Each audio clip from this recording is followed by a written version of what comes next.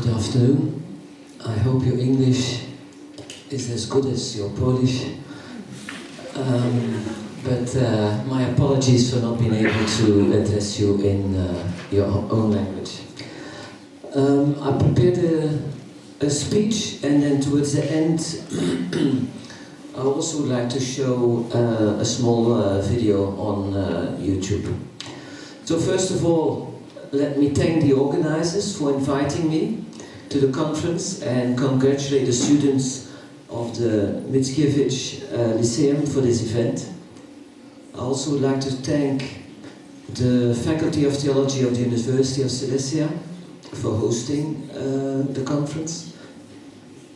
And I wanted to talk about three things. I know we are running a little bit over time, but I'll try and stick to my time frame. First of all, I'll say a little bit about Flanders and Belgium, where I come from. And secondly, I'll expand then a little bit on the title of the contribution. And then finally, I'll make a link to robotics, as this is the main theme of your conference. I will use the first word.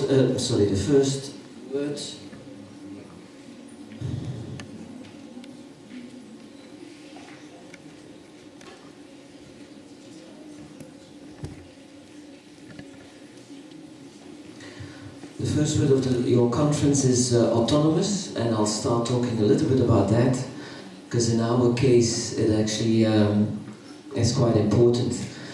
As your colleague explained, I represent the Flemish government in Belgium, currently to Poland and the Baltic states, but on the protocol level I am part of the Belgian embassy. You know, Belgium is a very complicated country sometimes, but hence we also have a very special federal system that goes quite far, but nevertheless we operate in a quite autonomous way, but we're still part of Belgium and as such part of the embassy as well. I've been in Poland since 2014, not 1914, otherwise I'll be in a wheelchair. And I was previously based, as your colleague was mentioning, in Southern Africa, and then 6 years in Madrid. And I will stay in Poland, the Baltic states, till next year, and then the next posting will be what we call the Big Apple. As you know, the system we have in Belgium is quite complex, but at the same time quite effective for the different entities that we have, whether it's our communities, of which we have three. We have a Dutch-speaking community, which is the biggest one. We also have 3.5 million people who speak French, and then we have a small German-speaking community. We have three regions as well. The northern part, Flanders, Brussels, capital region, and then the south, Wallonia. The system we have is not a static one, it evolves, and where we are for the moment is the result of 6 state reforms since 1970. All introducing a quite far-going system of federalism.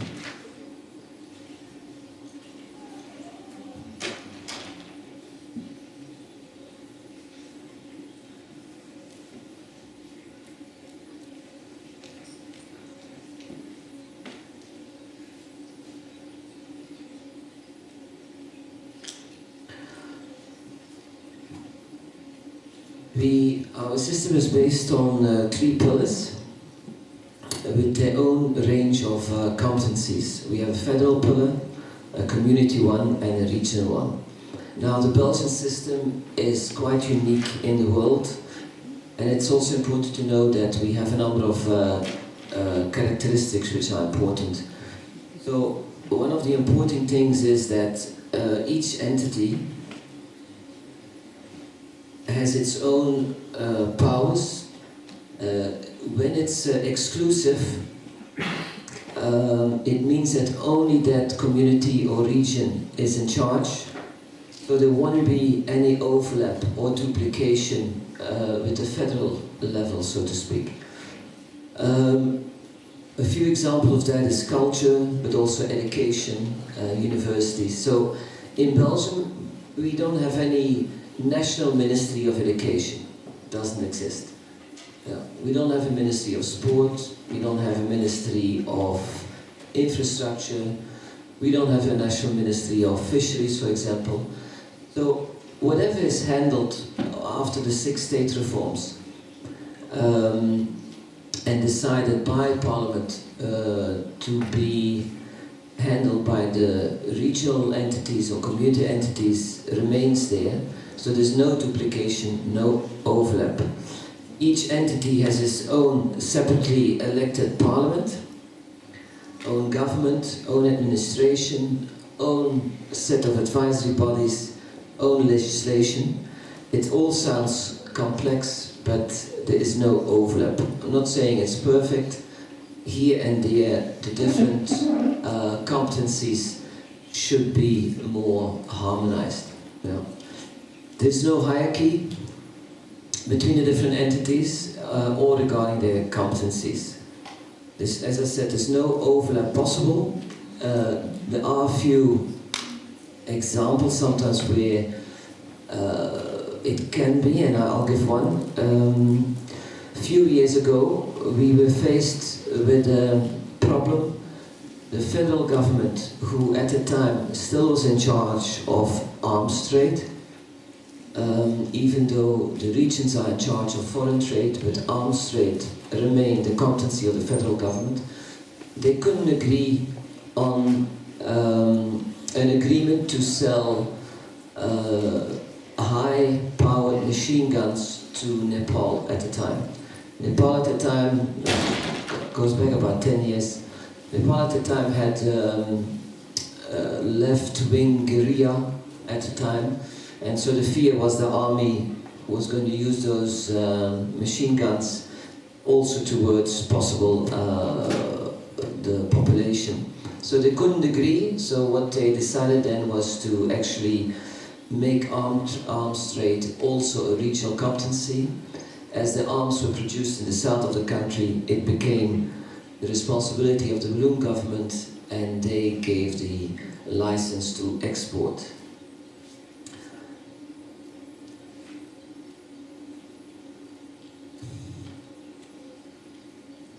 So if there are issues such as, for example, a country in conflict or issues around human rights, then we have a system where it's called an interministerial committee, where ministers from the different governments consult one another and find a compromise or a solution.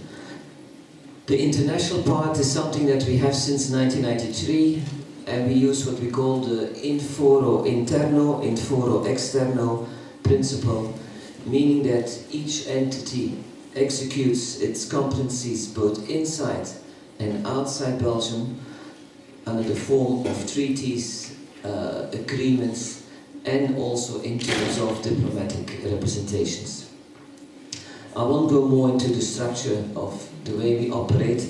I think that could be the subject of another class or another conference on institutional issues at another moment. So I'll come back a little bit more to the issue of the conference. So for us, as a small region, and as far as Belgium is concerned, a small country, we had 11 million people, and we depend on trade for our wealth, but also on research and innovation. I can't express how important it is to have a good system on research and innovation, which feeds into the economy, but also into the well-being in the end of the people. I think the previous speaker who showed how over the years operations or intervention in terms of heart surgery has developed is just an example of that. He also referred briefly to the monitoring of your health. Well, I can tell you a few years ago, in Barcelona each year you have what they call the World Mobile Congress. Once a year all the high-tech companies dealing with anything around mobile phones and applications will meet there. And a few years ago the big boss of Vodacom was saying that in the next couple of years we will all be walking around with a small chip in our arm, which will monitor your health and which will tell you, for those who need to take medication, when you will have to take your medication, or it will measure certain things and send it automatically via your smartphone or via your laptop through to your general practitioner, to your doctor, or to your hospital. So things are changing and are moving. As early as the mid-90s, from our side, we actually started a broad-based strategy of science, technology and innovation policy. And it has since developed in our country to a whole series of initiatives, but also treaties, acts in parliament, decrees, agreements, decisions, MOUs, statements. And the whole idea is to strive and has a common goal to seek or achieve other changes in legislation and change in legislation that shape, implement and evaluate that kind of policy in the broad field of science, research and innovation.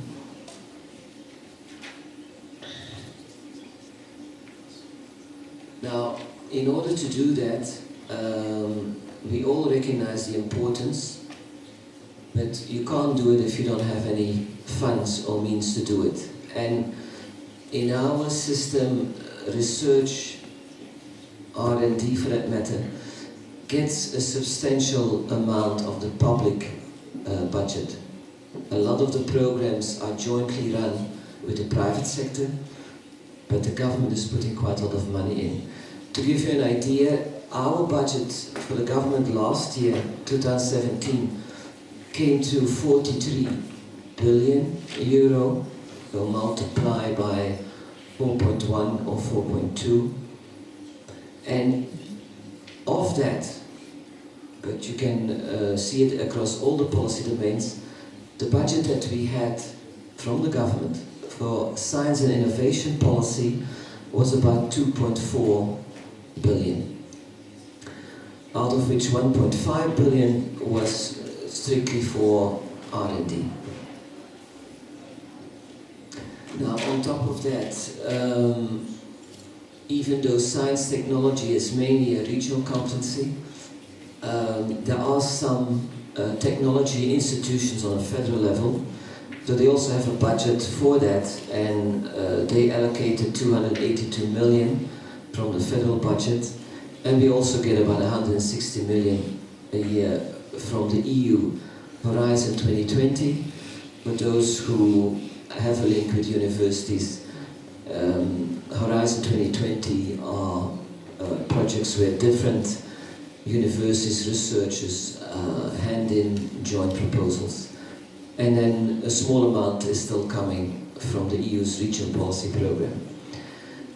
Now we focus on a growth part of about 3% target of R&D intensity, including the aim to achieve 1% R&D public outlay versus GDP by 2020. Now, to reach that goal, government continues to stimulate a lot of stakeholders, not only from government, but also civil society, business, and then the science, technology, innovation stakeholders or actors. The idea is to join forces to develop initiatives, set up policy targets, and maintain those efforts in the long term in the field of R&D and innovation.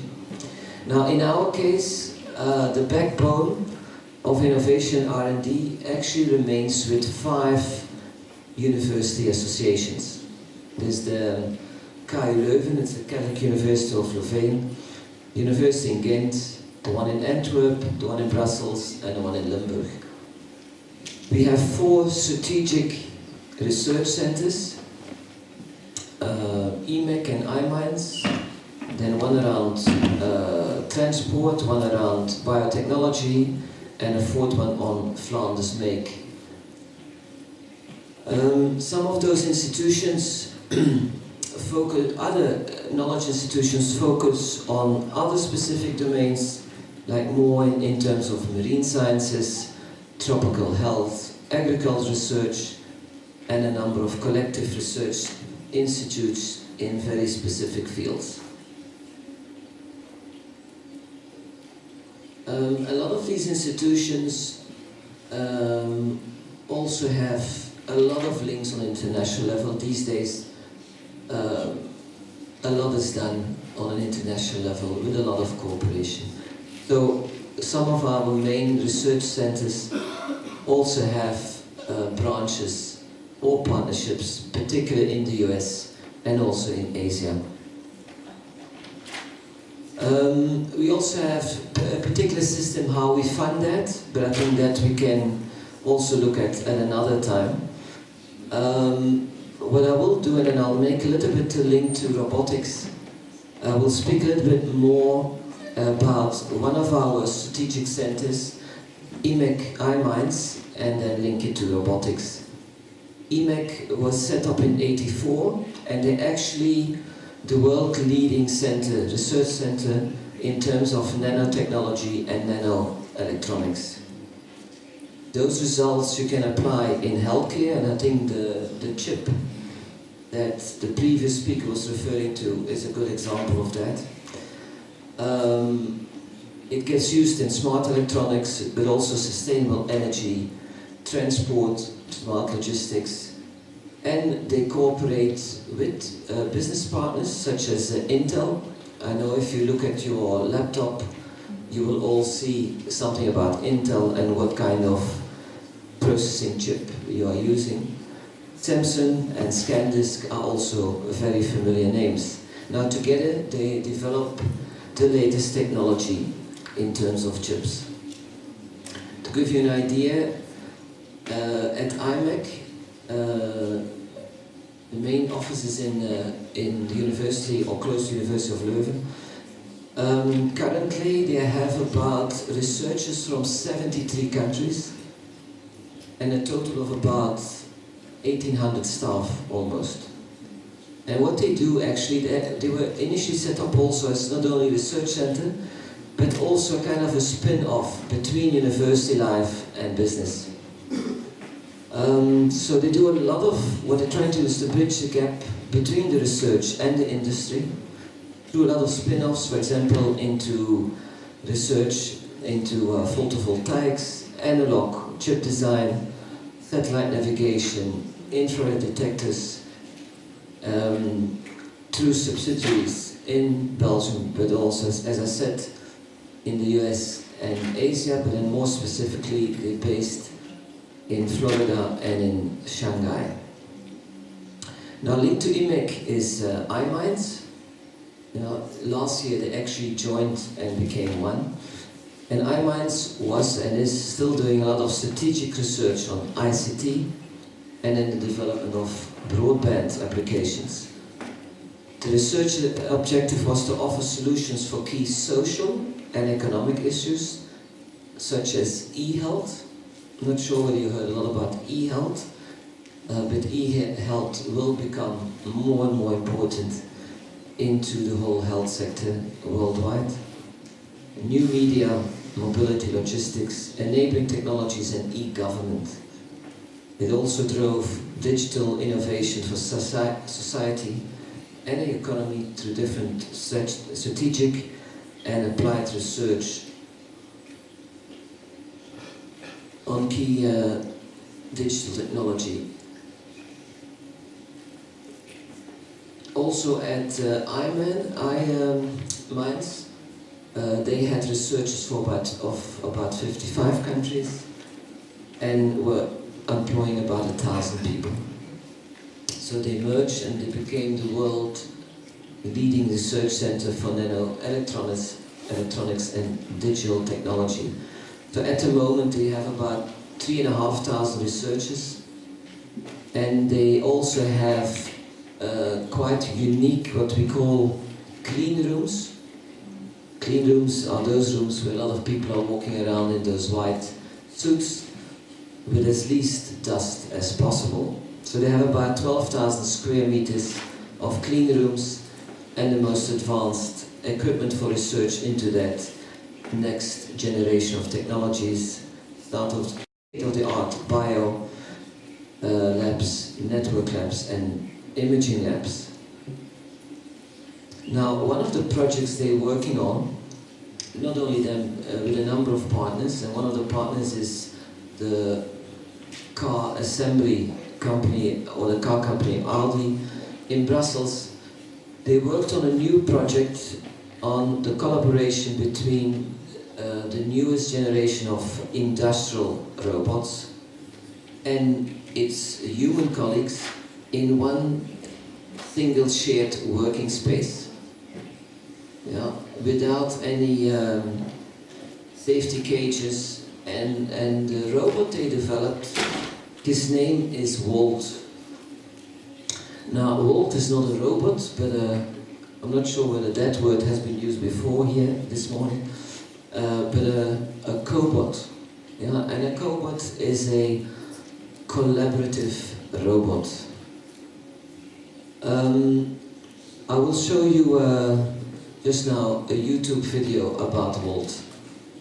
Now let me come to the last part, and I'm not going to talk about Star Wars, but I do see someone who has a link with Star Wars there, which I presume was 3D printed a while ago. It's important, and I think a number of the previous speakers spoke about it. Robots are key enablers of commerce, but also society, particularly tomorrow.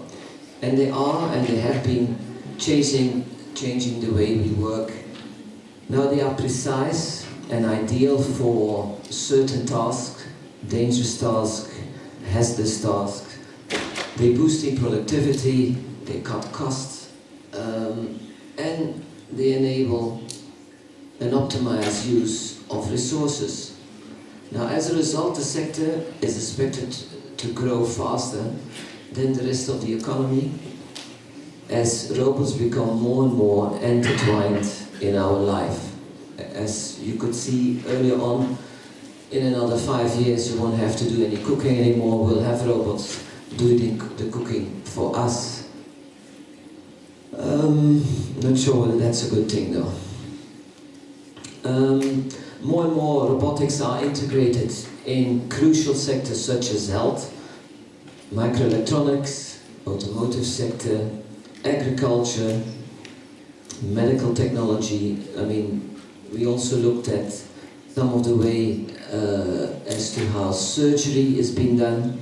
I read a few days ago an article about a robot who is actually performing drilling through your skull.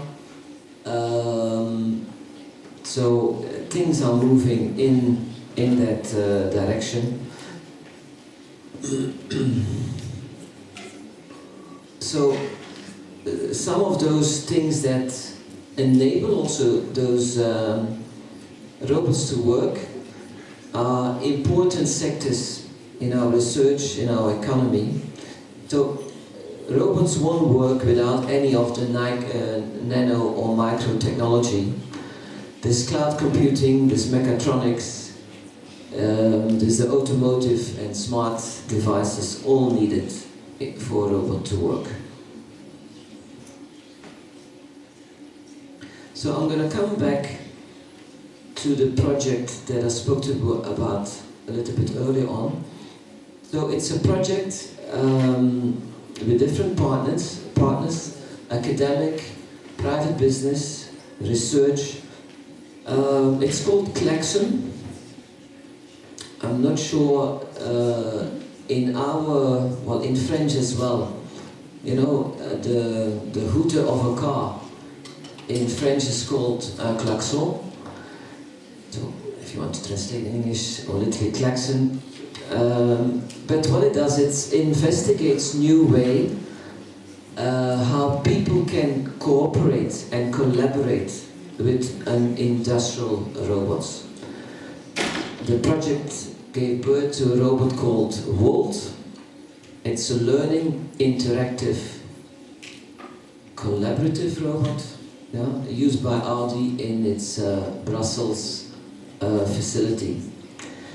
The cobot, Volt, he works with and alongside people and increases precision. Workers communicate with him using gestures, and Volt can learn new and complex tasks through demonstration. We looked at a scenario in which the flexibility and the problem-solving capabilities of human workers could be combined with the strength and precision of robots.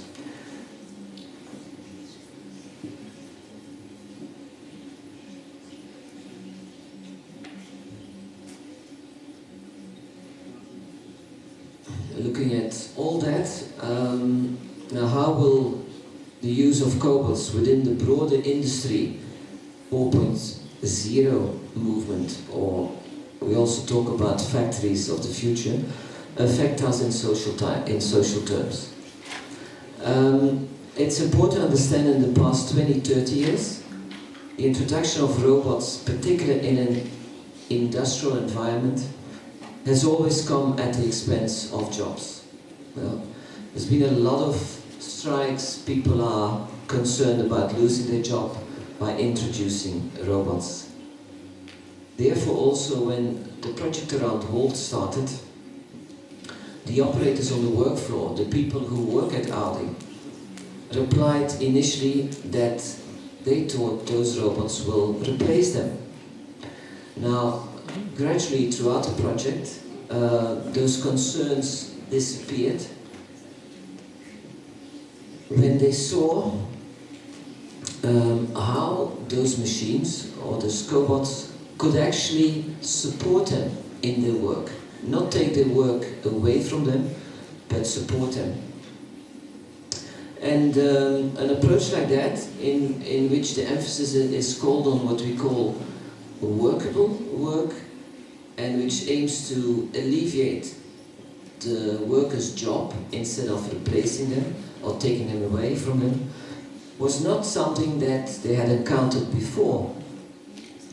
So workers noted that their opinion, their creativity was in a truthful and genuine way taken into account, and that made all the difference. The project confirmed that involving your employees in an active way, in, for example, allowing them to participate, is crucial for overcoming that resistance against technological innovation. Volt has a head. He communicates in a human way with workers by welcoming them in the morning on the work floor and addressing them by their first name. Actually, what it made was that Volt became a member of the team.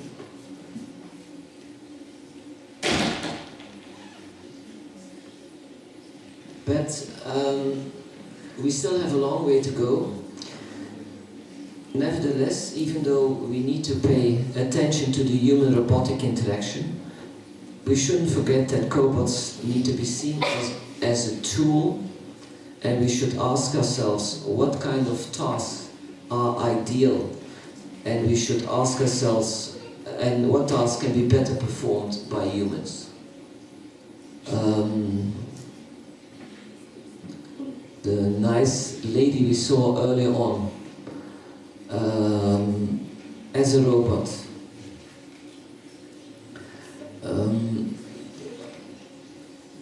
I think we're still a far way off, and I think the question is also what task should we ask robots to do and what tasks we'd rather do ourselves. I won't go further. We'll need to think about that in the coming years, but one thing is for sure, that just developing robots who look like humans for the sake of looking like humans is not really a priority. I'm going to end here. I know my speech could have been maybe a little bit more to the point, but I tried to keep it a bit general. From what I can see from the other speeches, they went quite into detail in certain of the subjects. I hope you enjoyed the more general message, but I will give you a bit of a teaser, and I will show you. I'll show you Walt. So I hope you enjoy Walt. So let's see whether we can get him going.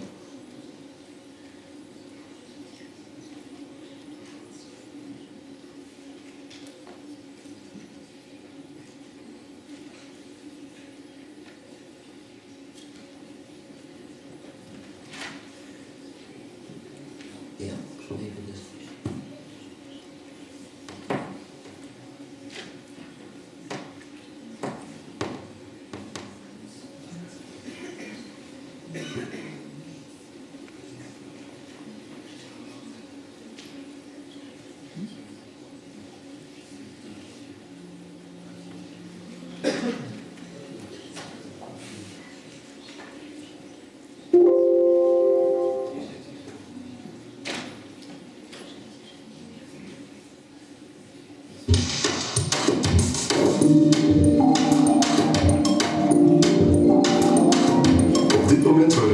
Ingezet op een traditionele manier zijn er met een veiligheidshekwerk en de operatoren staan in voor complementaire taken. Mensen zijn niet zo goed in exact dezelfde taak met heel hoge precisie 24 uur op 24 uitvoeren. Mensen zijn ook niet goed in het tillen van heel zware objecten. Het zijn allemaal zaken waar een robot heel erg goed in is.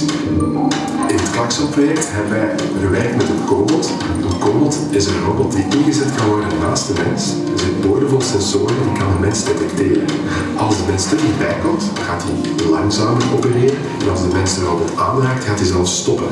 Dat wil zeggen dat we geen veiligheidshekwerk meer nodig hebben. En met die cobot hebben we getest hoe we in een klassieke werkomgeving, zoals automotive, efficiënt productie kunnen uitvoeren en die complementaire taken veel dichter bij elkaar, een robot, een mens, zij al zij, kunnen uitvoeren. Dat hebben we gedaan door een combinatie van geavanceerde detectietechnieken.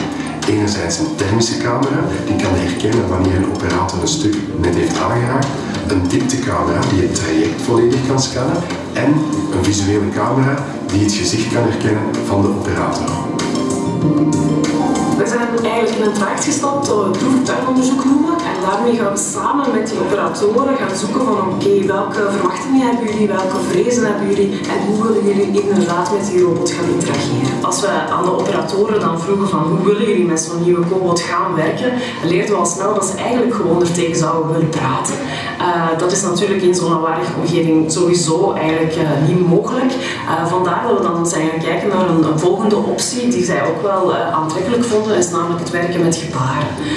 We zijn dan gaan experimenteren via welke gebaren willen zij aan een robot uitleggen welke soort van type auto er moet gekleefd worden en op die manier die communicatie realiseerbaar maken. Een van de uitkomsten in het Klakson-project is dat we het traject automatisch kunnen inleren en dat de robot eigenlijk niet meer hoeft geprogrammeerd te worden. Audi is een belangrijke partner in het Klakson-project en op de werkvloer bij Audi Vorst hebben we een cobot geïmplementeerd die een lijntoepassing uitvoert. En de interactie van de operatoren met deze robot gebeurt via handgebaren, waarbij dat bijvoorbeeld een type 4 deurs wordt aangevraagd, 5 deurs en wordt er geconfirmeerd met een duim.